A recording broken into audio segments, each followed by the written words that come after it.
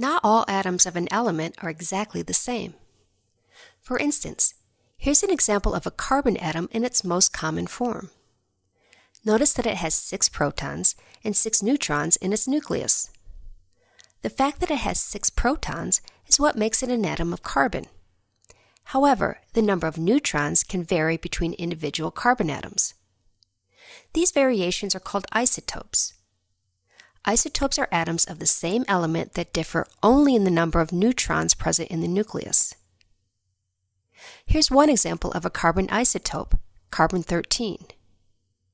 Notice that while the number of protons in carbon-13 remains at 6, the number of neutrons has increased from 6 to 7.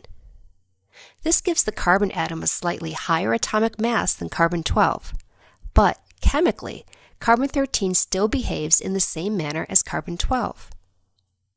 Another carbon isotope is carbon-14. Carbon-14 has the characteristic 6 protons found in all carbon atoms, but in this case it has 8 neutrons. In some cases, isotopes may be unstable or radioactive. Radioactive atoms emit energy or subatomic particles in order to return to a stable state. This is the case with carbon-14.